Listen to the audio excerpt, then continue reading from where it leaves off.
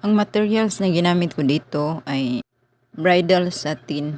Itong bridal satin, hindi siya katulad ng Mikado More na makapal. Ito is manipis lang siya. Pero hindi naman siya yung masyadong manipis. Ang initial na lapad niya ay 7.5. At dinagdagan ko ng 3 inches na allowance para sa adjustment ng length sa kanyang armhole at saka sa tahi. So, gaya ng dati, mag-initial draw tayo ng rectangle para sa half form ng ating sleeves. So, dahil sa 8 ang kanyang length at saka 7.5 ang kanyang width. So, ang rectangle form is 8 by 3 and 3/4. Then, curve natin yung isang side para sa form. After that, iguhit na natin yung 2.5 na additional para sa pleats ang allowance na pa-curve. Sundan natin yung curve at saka yung lines para ma-form natin yung 2.5 na pang pleats allowance para sa sleeves. Form sa Filipiniana sleeve. So, ang normal sleeve hole niya is 7.5 plus 1 inch yun para sa swing allowance. Pero, magdagdag pa tayo niyan mamaya para sa allowance kasi lalaki yung armhole niya. Ganito yung ginagawa ko kapag yung may-ari ng sleeves is gusto niya yung maliit lang, yung hindi mataas yung length sa sleeves. Kasi kung mahaba yung length ng sleeves tapos matigas na, mahirap na siyang iangat ang braso. So, kaya gusto niyang short lang ang sleeve. So, kaya yan 8 inches lang yung length para comfortable lang siyang iangat yung braso. Then, sukatan natin along the curve line yung half ng armhole plus 6 para sa pleats allowance na 6.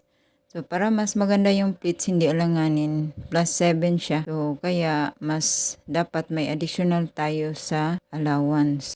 So, 7.5 plus 3, para ang 3 inches, yun na magiging additional natin sa adjustment. Note, tandaan nyo yung adjustment kasi dyan tayo mag-adjust kung sakali maiksi lang yung Filipiniana sleeves tapos malaki yung armhole.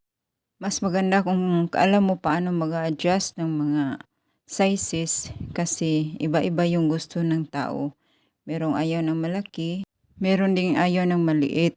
So, dapat flexible tayong gumagawa ng Filipiniana sleeves.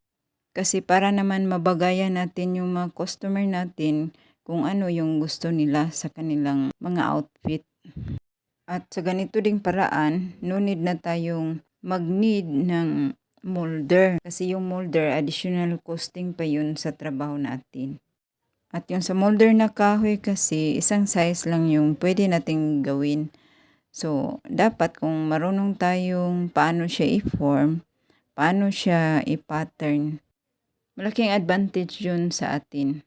Kaya i-share ko sa inyo para magkaroon kayo ng idea lalo na sa mga beginners pa kasi mahirap kasi kung walang nag-guide sa mga beginners tulad ko noon. So, mahirap kung mag-studio ka na wala kang idea kung paano. Madami ka pang ma-waste na time at marami ka pa ring ma-waste na pattern. So, kung meron na mag-guide, so diretso ka na sa project.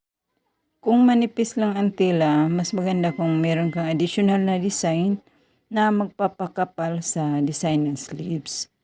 Or isang paraan, dagdagan natin ng interlining sa ilalim para magiging makapal yung sleeves, lalo na itong thin bridal satin kasi manipis lang siya para magiging matibay yung structure ng tela. Yung paraan ng interlining, talakayin natin sa susunod na mga video. So, sa video natin na ito lang muna. Tapos ito, nilagyan ko siya ng design na may lining din na lace para di na magiging plain yung kanyang sleeves kasi provided na kasi itong tela, hindi ako yung bumili. Yung nagpapagawa, siya ang bumili ng materials. So, paki-share na lang ito sa mga kakilala nyo na bago pang natuto sa pananahi para meron din silang idea at makakatulong ito sa kanila. So, sa susunod na lang natin tatalakayin yung design nito at saka sa pagbuo. Salamat! God bless.